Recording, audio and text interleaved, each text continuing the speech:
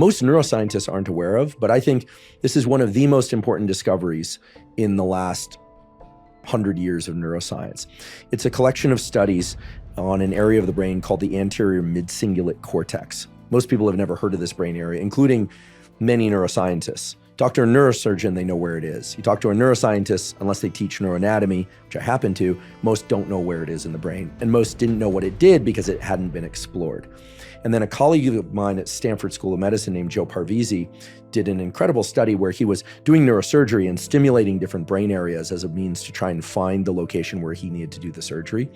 And he stumbled upon an area called the anterior mid-cingulate cortex where if he stimulated with an electrode, people, because they were awake during the neurosurgery, would report feeling as if there was some conflict pressing on them. One even described it as, I feel like I'm driving into a storm, but I feel ready. I can do this. Others reported a different set of words, but the words essentially converged around the same set of subjective experiences, which are, I feel challenged, but I can do it. It's kind of forward center of mass.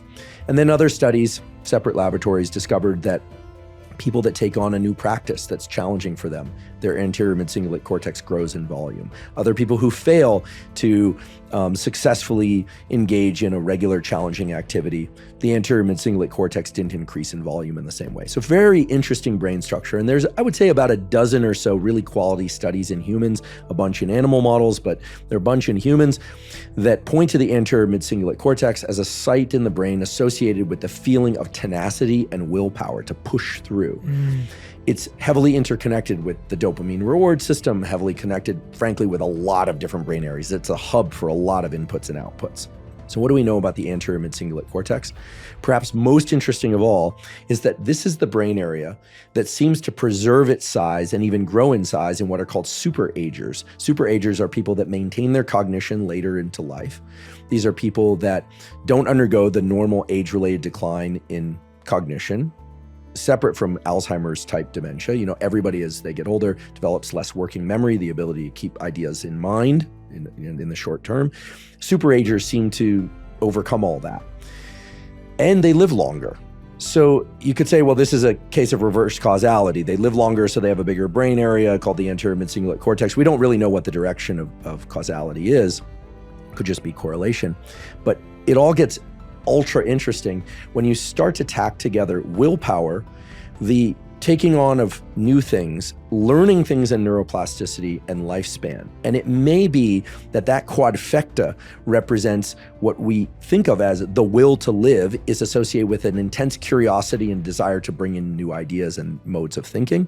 And new ideas and modes of thinking then feed back on our feelings of how we could gain reward, internal reward, of course, dopamine being the universal currency of reward, as a means to move forward. What does this mean? This means that everybody, I believe, can become a better human being by taking on challenges. What is a challenge that can grow the anterior mid-cingulate cortex?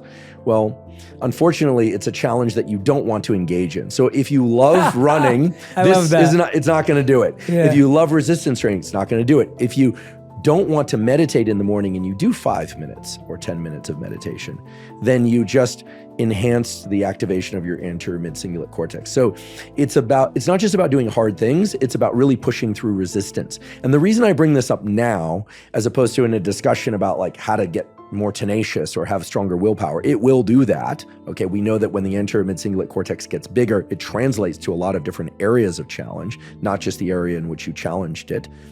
The reason is, I believe that this lofty notion of humans evolving to more collective thinking, to embracing new ways to bridge divides that harm human beings at scale or even just locally, is going to emerge only through the willingness to embrace the internal friction that is hearing things and seeing things that we don't like and being able to take a stance of adaptive response, whatever that is. Now, of course, there are things that we hear and see and don't like that activate enough of a sense of injustice in us that that's all it does. It just brings us to the point of like wanting to impart justice.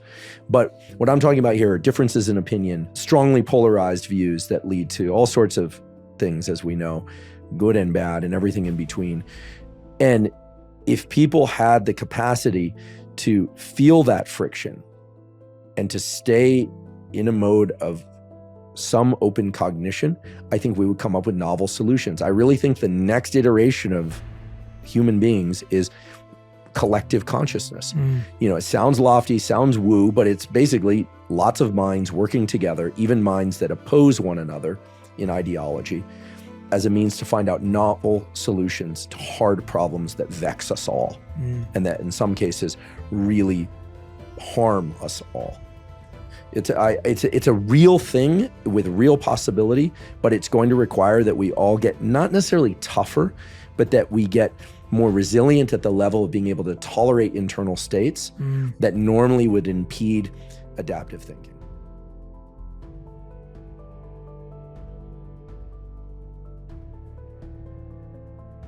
People always ask me, how cold should the cold plunge be or the cold shower, and how long should I stay in? And it's so variable depending on the person, the time of day. Obviously, only do what's safe, right? So don't go so cold that you can get a cardiovascular effect that's not good. But it's very simple, actually. If you want it to translate into the real world in the best way, you ask yourself right before you get in, on a scale of 1 to 10, how badly do I not want to get in? And I would say that if it's 5 to 10, well, that's a wall. If it's anywhere in the 5, that's one wall you have to get over. So then you get in. And then at some point, there will be the desire to get out. That's the second wall. Maybe it comes within 5 seconds. Maybe it comes within 20 seconds. That's the second wall. So what I would do is count walls. What are the quote unquote walls? The walls are waves of adrenaline being released into your body. And sometimes they are very close together, those waves, and sometimes they're more distantly spaced apart. Now, of course, at some point you go numb and then you don't feel them anymore. We don't suggest that. But if you think to yourself, gosh, today I really don't want to get in, that wall is a really tall wall. Well, just getting in for 15, 20 seconds is going to accomplish something meaningful for this anterior mid-cingulate cortex. It's going to accomplish something meaningful for the adrenaline release that you're going to experience. So it's less about the temperature. I mean, obviously the temperature plays a role than it is your kind of subjective relationship to the whole thing. For instance, if you do cold exposure at night when you're tired, it's a far and away different experience than in the morning after going for a run and you're too warm. So I can't say 45 degrees Fahrenheit for 90 seconds, although if you want to start there, that's fine, provided it's safe for you. But as you watch these walls of adrenaline come at you, as it were, pay attention to what they feel like. That's what you'll recognize outside the ice bath in a hard conversation. That's what That it's not that you can make yourself so resilient that your adrenaline system doesn't work. Correct. It's that you learn to recognize the state of having adrenaline in your system and staying calm. And then I actually had this happen the other day. I was in a really hard conversation, something first thing in the morning. It was like, wait, what? Seriously? Misunderstanding, hard conversation. And I remember, here we are, our voices are going up.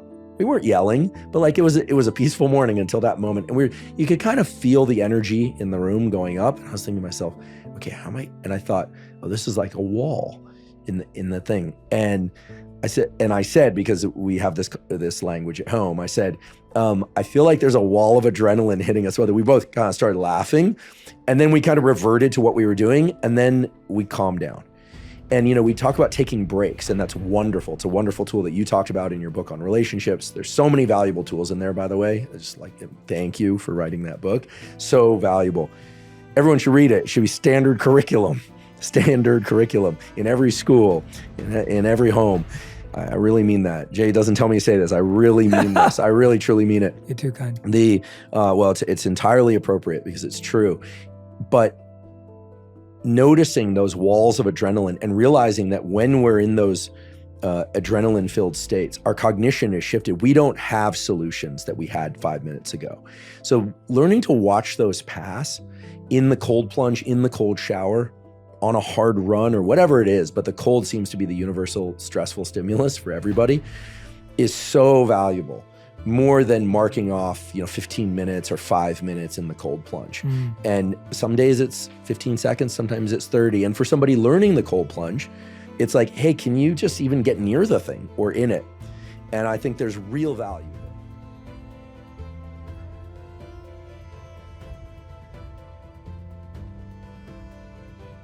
The nervous system loves predictability, even if the predictability is arriving through hard things. So I would say the major theme of the Huberman Lab podcast has been tools, we call them protocols, to anchor one's physiology in some predictable states. I've never actually articulated that, but that's really what it's about. So why get sunlight in your eyes in the morning? Because it wakes you up. I could tell you it increases cortisol in a good way early in the day, that it sets a timer on your melatonin secretion for later at night. It helps you sleep at night. And that's all true, but it creates a sense of predictability. It allows you to know that for the next series of hours, you're going to feel more alert. And at night, you're likely going to be able to fall asleep more easily. Cold plunges, to my mind, people debate whether or not they're valuable for combating inflammation. They are. Whether or not they're valuable for increasing metabolism, probably not to a huge extent. But one thing we know for sure is that they, if done correctly, they're uncomfortable. But after you get out, you have an increase in these three neurochemicals that we call the catecholamines, dopamine, epinephrine, norepinephrine, and you feel more energized and slightly blissed out for the next 2 to 4 hours. It's a real effect because those are real chemicals, and they've served that role for hundreds of thousands of years in humans, and they will continue to serve that role in humans. So the cold plunge is not so much about pushing yourself as it is figuring out a way that you can overcome a sense of stress and then safely, or overcome a sense of kind of resistance to getting in the thing, and then safely increase these neurochemicals that then predictably shift your state to be more alert and at the same time relaxed and a little bit blissed out, if we want to call it that. So, we could list off protocol after protocol, right? If you tend to eat meals at a consistent time, plus or minus an hour, doesn't matter if you fast or not, you'll tend to be hungry about 15 minutes or so before those meals. This is a wonderful thing because it increases this predictability. This lends itself to safety and acceptance because it allows you to not have to think about a number of other things. So, I've been criticized, and fairly so, that, gosh, there's so many protocols. How could anyone possibly do all these protocols? And the truth is that many of the protocols are, it's a buffet, and many of them, like how to organize your workspace or when you travel for jet lag, it's individual as to whether or not people want to do them. And of course, they're all optional. This isn't law. So the idea, however, is that through some simple basic behaviors, viewing sunlight, a little bit of a walk after a meal, a little bit of sunlight in the evening, dimming the lights in the evening. These are the basics. Eating at more or less consistent meal times and mostly unprocessed or minimally processed foods for the majority of your food intake. Doesn't matter if you're a vegan, vegetarian, or otherwise. You're going to feel much, much better. And part of the much, much better is feeling more alert and more vitality during the waking hours and better sleep at night, which just kind of seesaw back and forth into feeling better overall, and thereby free up energy for things like sending the morning text. So I think I'm very glad you brought this up because I think people hear, oh goodness, another thing to do. But if you think about it that way, it's going to be self-limiting. But if you think about it as each one of these things takes a minimum amount of time, and you can do the walk and sunlight thing in the morning combined, and maybe if you miss a day, no big deal. No big deal. These are slow integrative systems. Your system will recover just fine. But done on a consistent basis, you're going to feel much better, and you're going to have more energy, and you're going to be able to think about what you might want to do in your creative life, and then do that. You'll have the time and energy to think about what you might want to do relationship-wise or friendship-wise or building out these aspects of life. So it was never the intention that people do so many things that they don't have time for friendship or kids or relationship, or that their entire family or relationship be centered around these protocols. Rather, they're designed to be weaved into everyday life. And sometimes when people experience pain points, like people are having attentional issues, or people are experiencing depression, or they have a particular creative project and they want to tap into like open monitoring meditation, for instance, very different, as you know far better than I, than other forms of meditation, then they can access those specific tools. But I don't want to romanticize ancient times, but there was a lot more predictability in some domains of life in ancient times. Assuming people were living in small villages, there was a lot more predictability, but there was also a lack of predictability. Someone could take off on a hunt or a gather, and if they didn't come back, we might assume they're never coming back. And then 2 nights later, they might come back and say, that was a close call, or they come back with a great yield. We don't know, we don't know what it was like, but you can be sure that the same neural circuits that were responsible for stress and lack of safety and therefore vigilance back then are very much alive in our brains now.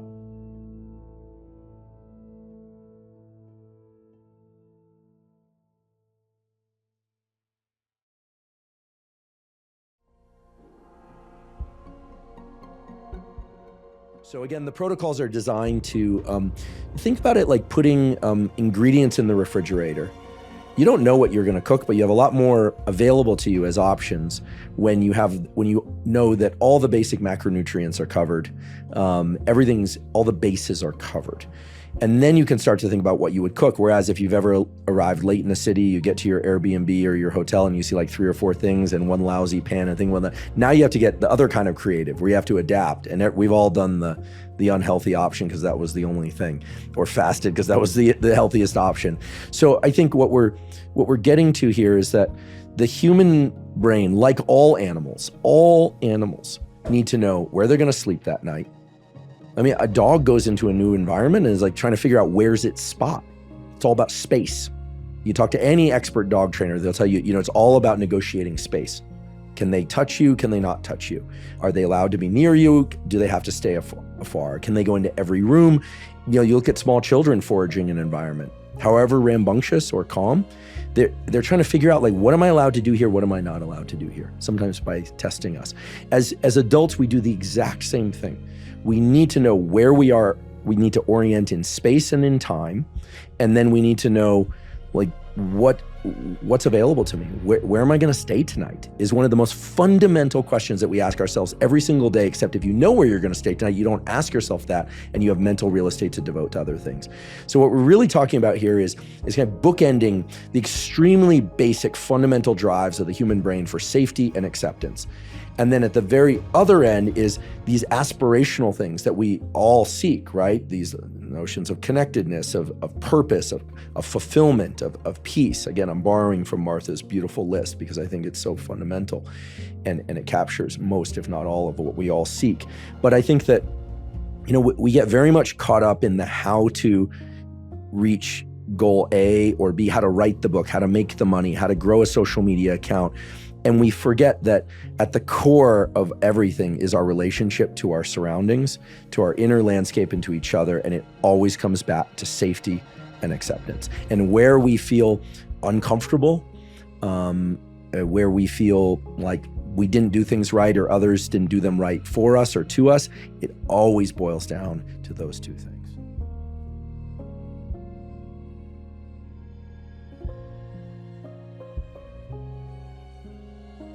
I'm a big believer in physiology driving mental states. They go the other way too. Emotional states drive physiology. It's bidirectional, of course. One of the reasons why I've been so emphatic about respiration protocols is my lab published a clinical trial on this in collaboration with David Spiegel in our Department of Psychiatry, which basically could be summarized the following way. If you emphasize exhales, you tend to calm down, meaning you make them longer, more and intentional. Normally, we inhale actively and we passively exhale. Other species do it the other way around, some other species. If you deliberately emphasize your exhales, the duration, the intensity, or just even control the exhale actively, your heart rate slows. When we emphasize inhales, we don't necessarily have to do hyperventilation or tumo breathing or anything like that. We could, but those forms of breathing tend to bring up our activation state, and they emphasize inhales both by virtue of vigor, duration, or just putting more conscious attention to them. And there's a reason for this. It's called respiratory sinus arrhythmia. It's an actual phenomenon that links the heart and the vagus nerve and our diaphragm and our lungs. It's a beautiful mechanism.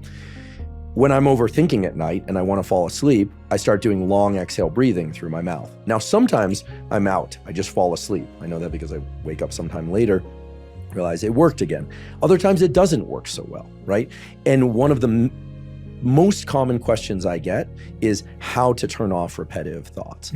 Now, there it's a bit of a skill because, frankly, repetitive thoughts oftentimes are serving an adaptive purpose, but we can get stuck on them, right? Or they can get stuck in us. I don't know which one it is. But one of the reasons why I'm such a strong believer in people doing a practice like Yoga Nidra, which, and I must say, I know I've upset to some extent some people by coining something very similar, non-sleep deep rest, or NSDR. I want to make very clear that I have the utmost respect for Yoga Nidra as an ancient practice. Neither Yoga Nidra, of course, nor NSDR were anything I developed. It's just that NSDR, it's a little bit different in that it removes intentions, and it tends to involve a little bit less of some of the linking of chakras and things like that Yoga Nidra does, with no specific purpose in mind behind designing that way, except to be able to adapt it to the laboratory context. Okay, what do we know about, let's just call it its original name, Yoga Nidra. The goal is to stay awake, to be conscious, while deliberately relaxing the body. That's a very useful practice. Feels similar to meditation in a way. Could be called a meditation, but it has some distinct benefits. First of all, a beautiful study that was done in Denmark at a medical school in Copenhagen showed that people that do a Yoga Nidra practice get a 60% increase in baseline dopamine levels in the basal ganglia, a brain area that's associated with the preparation for movement and the withholding of movement. So it essentially can be looked at as a practice that changes neurochemicals in the brain that restore mental and physical vigor. That's how I think of Yoga Nidra. It's sort of like sleep. There are some studies emerging, including some that I'm planning with Dr. Matt Walker at Berkeley, one of the preeminent sleep researchers in the world, that are going to explore whether or not little pockets of the brain are actually sleeping or in rapid eye movement sleep-like states during Yoga Nidra. If you think about rapid eye movement sleep, just as a very relevant aside, it's a state in which the brain is very active and the body is completely still, much like Yoga Nidra.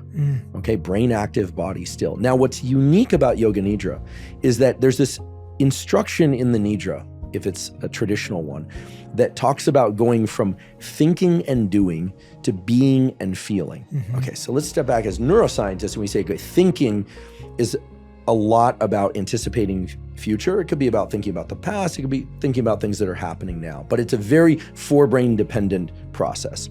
Doing is basal ganglia, action generation, withholding action, and forebrain circuitry as well. I should say prefrontal cortical circuitry as well. Now, being and feeling, now this is starting to sound a little bit like quote unquote softer language, but there's nothing soft about this language, because if we just put a neuroscience lens on it, we say, okay, what is that really about? That's about bringing ourselves from exteroception, monitoring of the external world beyond the confines of our skin, to monitoring of the internal world within the confines of our skin. And there's something magical about shifting our perception to interoception, from our skin inward, in that it takes us out of thinking.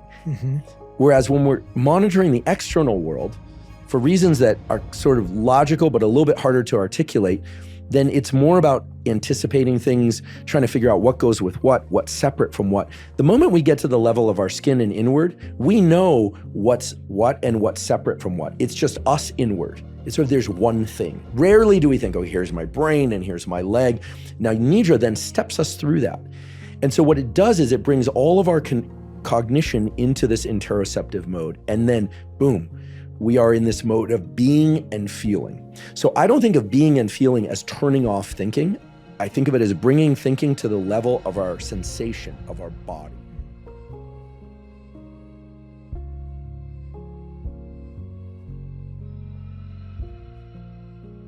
Yoga Nidra, I think, is perhaps the most powerful practice for learning how to turn off one's thoughts.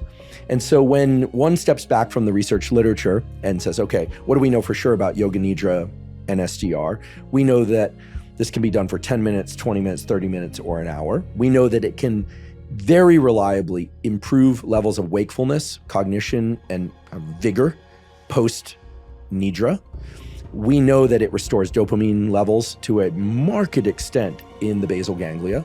We know that the brain goes into little pockets of sleep-like states. This needs to be explored further. And we know that it mimics rapid eye movement sleep.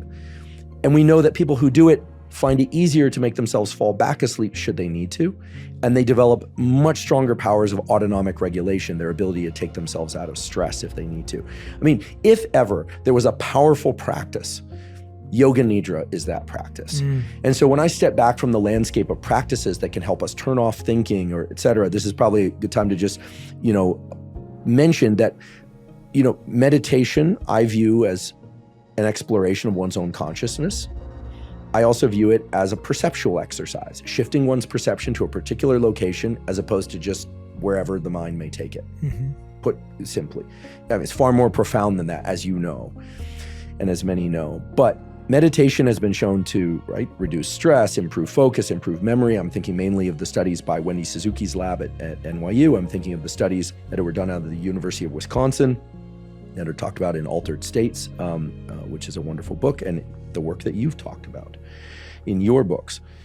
When I think about Yoga Nidra, non-sleep deep rest, it's really about restoring mental and physical vigor and getting better at regulating one's own autonomic internal kind of hinge, going back and forth between sympathetic and parasympathetic, that, kind of fight or flight and rest and digest, alert and calm, learning how to adjust that in a conscious way.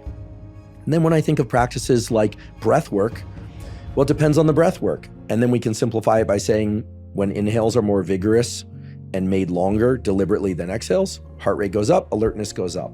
When exhales are made longer and more vigorous and done deliberately, well, then heart rate tends to go down and we tend to shift more towards a state of calm.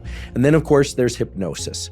And hypnosis to me is self-hypnosis, which is a clinical tool that David Spiegel and others around the world, but mainly David Spiegel and his father, popularized within the formal field of psychiatry.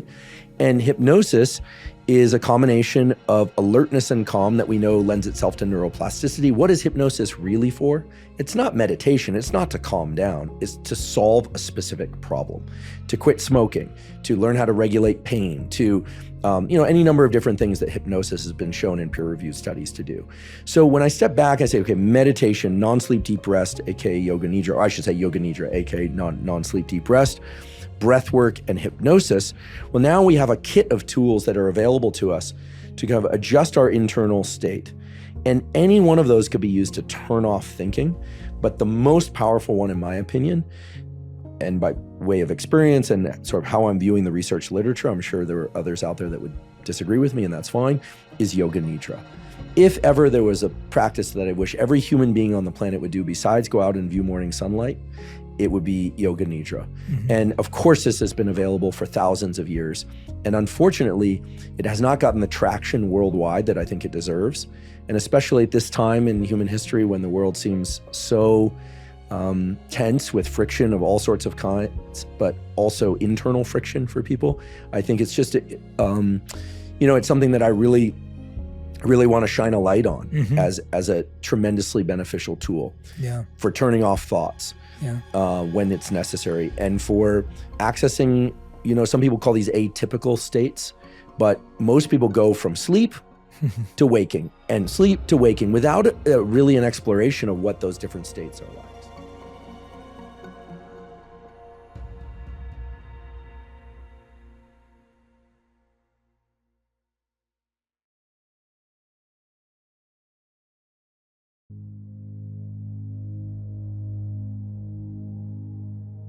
The question was about so-called ultradian rhythms. For those of you that are not familiar with ultradian rhythms are any rhythms that are shorter than 24 hours. And typically when people ask about or talk about ultradian rhythms, they are referring to 90-minute rhythms. I've talked about these on the podcast before. And Jackson's question was, how do you use ultradian rhythms in your daily work?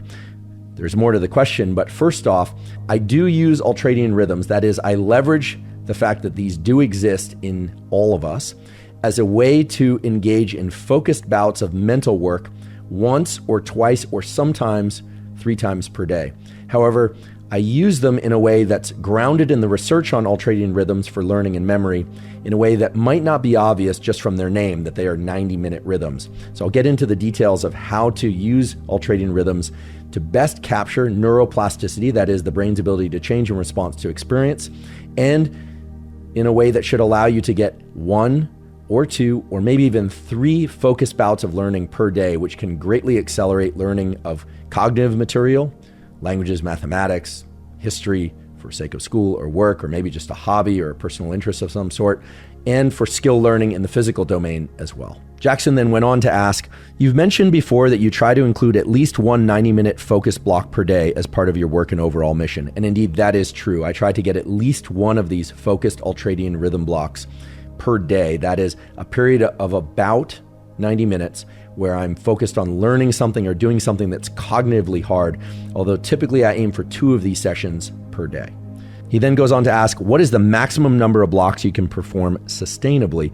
The answer to that is probably 4. And I say probably because some people have schedules, lifestyles in which 4 90-minute blocks of focused learning is possible per day, but that's highly unusual. For most people, it's going to be 1 or 2, maybe 3. 4, I would place in the really extraordinary end of things. Maybe if you're cramming for exams or you've managed to go on a writing retreat or a learning retreat of some sort where you can devote essentially all of your non-sleeping, non-eating time to learning. But most people simply can't organize their life that way. So the short answer is, for me, it's 1 or 2 per day is the target, and 3 would be the maximum. He then went on to ask, do you take vacations or extended breaks from these ultradian rhythm sessions? And the short answer is no. Typically, I try and do this every day, and yes, even on the weekends. But on the weekend, the ultradian rhythm focused learning bout might just be reading a book for about 90 minutes or so, which might not be as cognitively difficult as it is for other sorts of work that I perform during the week. I occasionally miss a day entirely for whatever reason, travel, obligations related to family, etc. But in general, I try and do this every day. I do think that the circuits for focus are, I guess the non-biological way to put it would be kept warm, but essentially that accessing the circuits for focus is made easier by accessing them regularly. And that's because the circuits for focus are indeed themselves amenable to neuroplasticity. In other words, the more you force yourself to focus, the easier focusing gets.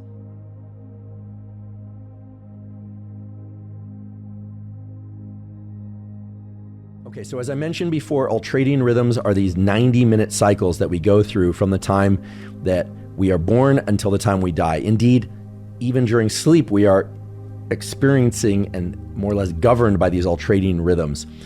This question and this answer is not so much about sleep, but just know that when you go to sleep at night until you wake up in the morning, every 90 minutes or so, your patterns of sleep, that is the percentage or ratio rather of slow wave sleep to light sleep to rapid eye movement sleep changes in a way such that each 90-minute cycle gates the next cycle. It sort of flips the on switch for the next 90-minute cycle, then that 90-minute cycle ends, flips the on switch for the next one, and so on and so forth. I mention all that because during the daytime, the same thing is true, but most people don't know when the 90-minute ultradian cycles begin. Because if you think about it, you could wake up on the basis of an alarm clock or noise in the room, or simply because you naturally wake up in the middle of an ultradian 90-minute cycle.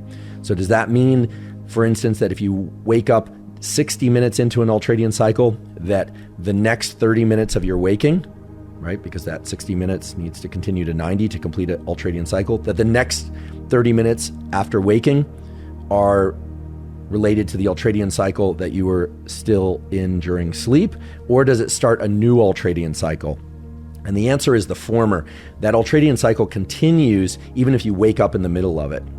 And so a lot of people who want to leverage ultradian cycles for learning will say, well, how do I know when to start one? Does it start when I hit my stopwatch? Can I just set a clock and work for 90 minutes? And the short answer is no. And that might seem unfortunate, but the good news is that you can figure out when your first proper ultradian cycle of the day begins simply by asking yourself, when are you most alert after waking? That is, if you were, say, to wake up at 7 a.m., and let's say that's the end of an ultradian cycle, or perhaps you're in the middle of an ultradian cycle, doesn't matter. What you need to watch for or pay attention to for a day or so is when you start to experience your greatest state of mental alertness in the morning. And here we can discard with all the issues and variables around caffeine or no caffeine, hydrating or no hydrating. Exercise is one variable that we'll consider in a moment. But here's the deal. These ultradian cycles are actually triggered by fluctuations in the so-called glucocorticoid system, the system that regulates cortisol release. And as some of you have probably heard me say before, cortisol, even though it's often discussed as a terrible thing, it's, chronic stress, cortisol, etc. Cortisol is essential for health. And every day we get a rise in cortisol in the morning that is associated with enhanced immune function, enhanced alertness, enhanced ability to focus, so on and so forth. In fact, the protocol that I'm always beating the drum about, that people should get sunlight in their eyes as close to waking as possible, that actually enhances or increases the peak level of cortisol that's experienced early in the day.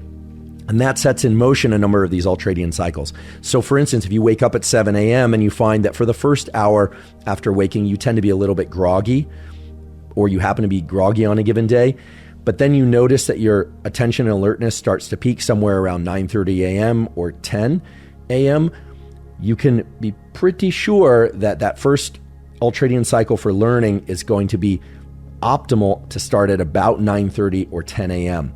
How can I say about if it's indeed a 90-minute cycle?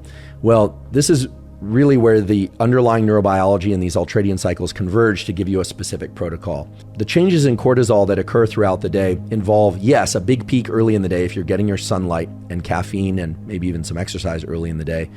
But typically that peak comes early, and then across the day, the baseline jitters a little bit. It comes down, but it bounces around a little bit. It's not a flat line if we were to measure your glucocorticoid levels. Each one of those little bumps corresponds to a shift in these ultradian cycles.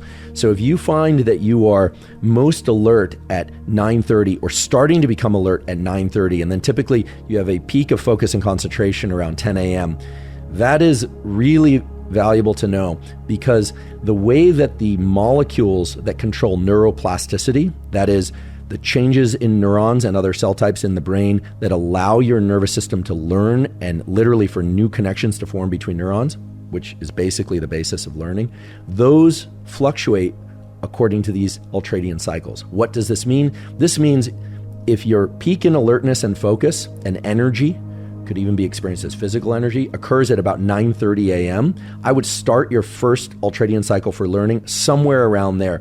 Certainly 9:30 a.m. would be ideal, but 10 a.m. would be fine as well. And then you have about 1 hour to get the maximum amount of learning in, even within that ultradian cycle.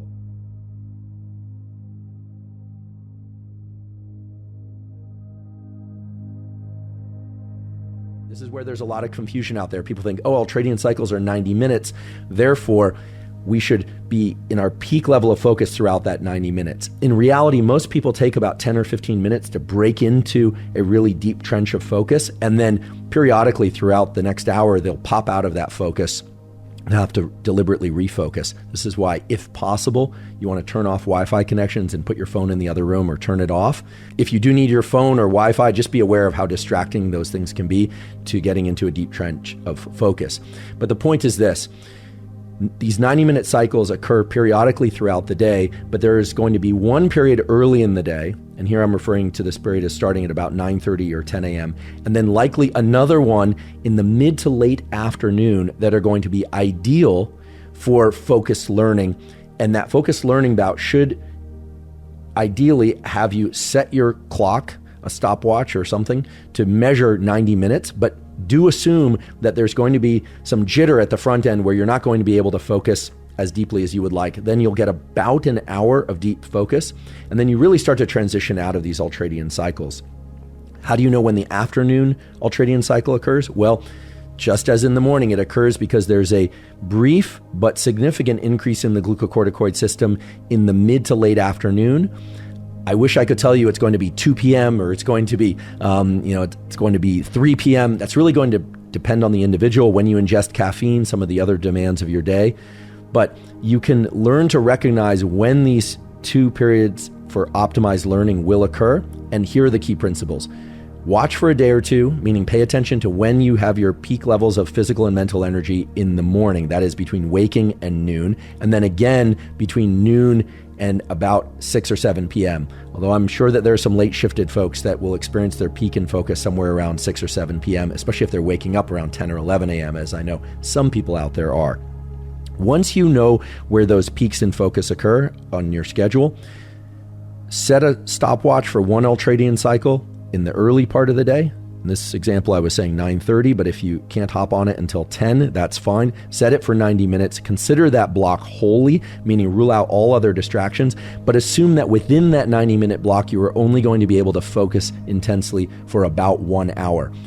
And just know that the molecules that control neuroplasticity, and these things have names, and yes, brain-derived neurotrophic factor, or BDNF, is sort of the most famous of those, but there are others as well. In fact, the very receptors that control synaptic strength, the connections between neurons, some of the neurotransmitters and neuromodulators involved in synaptic plasticity, they undergo regulation by these ultradian or changes in glucocorticoid. And then try and capture a second ultradian learning block in the afternoon. Again, just knowing that the first 10 or 15 minutes, consider it mental warm-up, and then you get about an hour. It's not exactly 60 minutes, but about an hour to maximize learning. So if you're trying to learn something, really capture it during that phase as well. Now, is there a third opportunity or a fourth opportunity?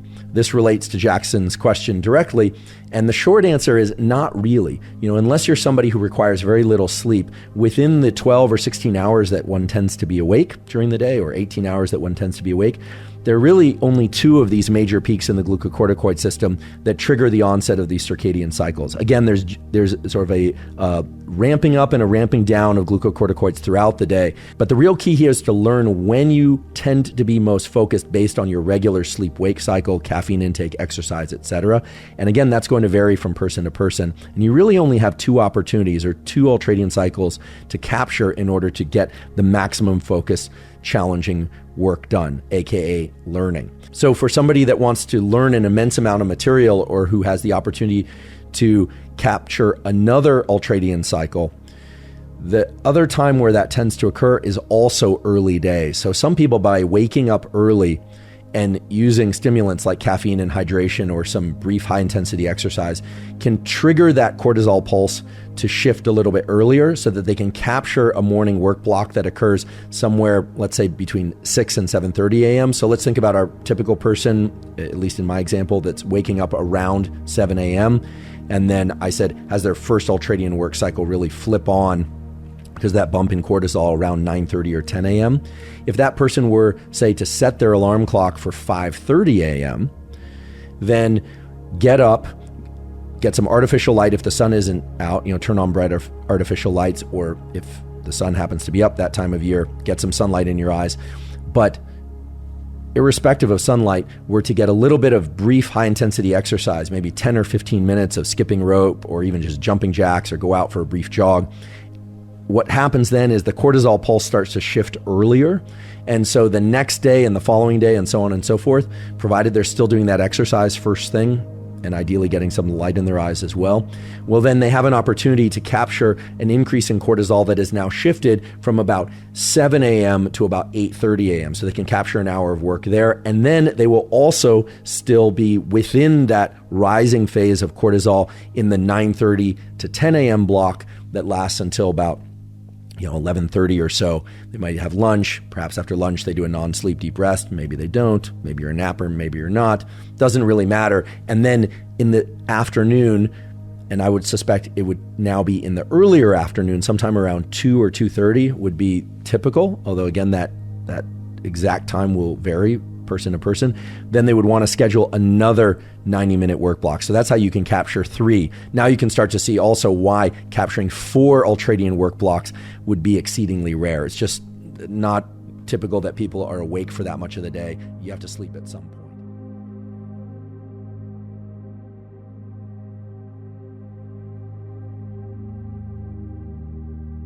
I should mention that if you're going to force yourself to wake up earlier on a consistent basis, you probably should be trying to get to sleep a little bit earlier as well, because it's not just the quality, but the duration of quality sleep that really matters for learning. And I should also remind everybody that the actual rewiring of neurons does not occur during any focused work block. It actually occurs during deep sleep the following night and the following night, and during non-sleep deep rest. This is why non-sleep deep rest can accelerate learning, because it's in states of rest that the actual connections between neurons strengthen or weaken, or new neurons are added in a way that allows for what we call learning. Okay, so 1 or 2 ultradian work blocks per day is typical. 3 would be really exceptional, and 4 would be extraordinary.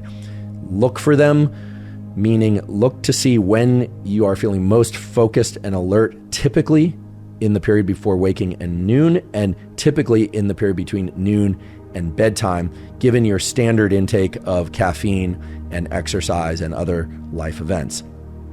Please also remember that even though it's an ultradian 90-minute work block, the neuroplasticity is going to be best triggered within a 60-minute portion of that.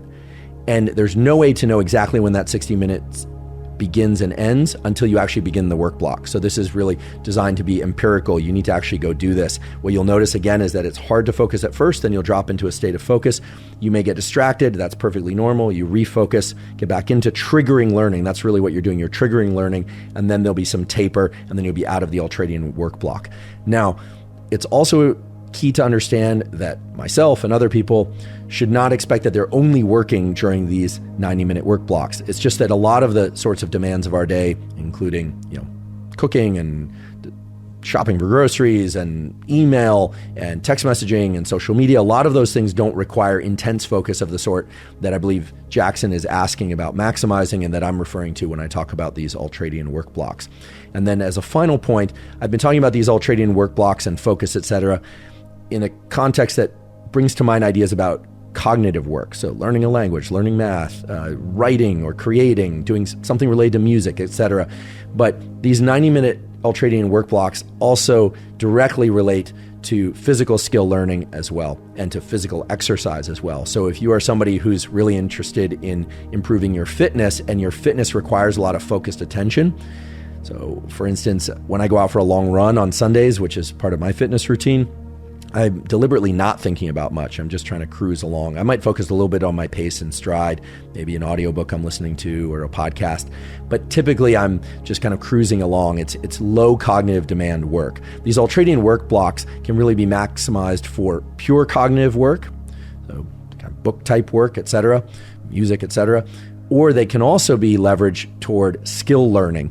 So if you're trying to learn how to dance or how to perform a particular athletic move, or you're trying to get better at some skill that requires a lot of focus and alignment of muscular movement and cognitive demands, etc., well then these are also going to be ideal for triggering neuroplasticity to get better in the motor skill-based domain, as it's called.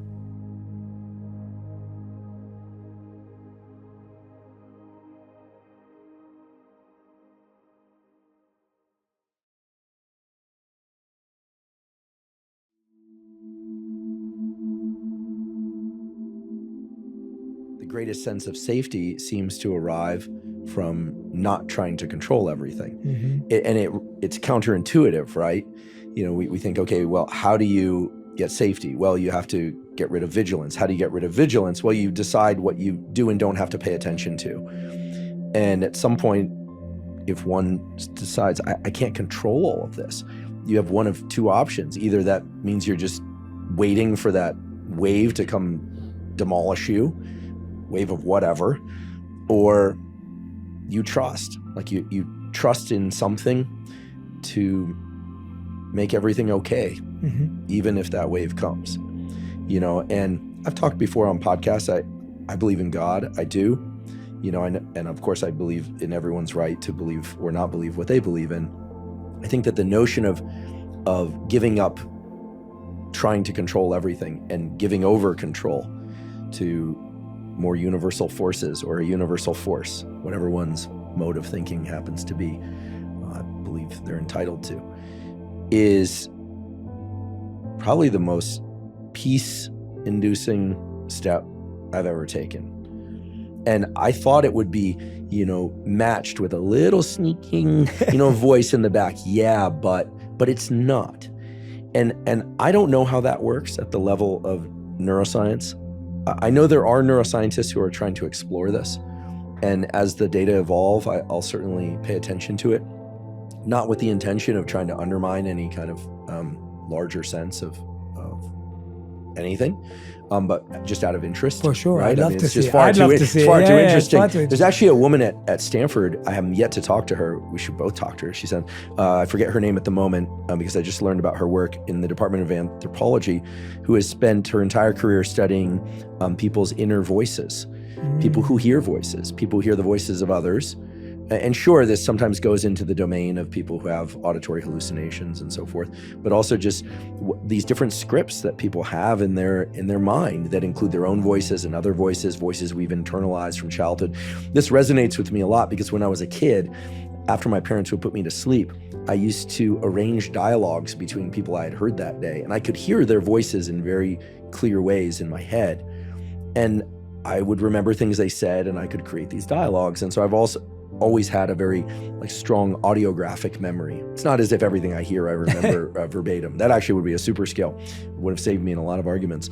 But in all seriousness, I think what you describe about essentially a letting go or a giving over of the need for that control that we all experience, the desire for control, is really where the solution lies, I think.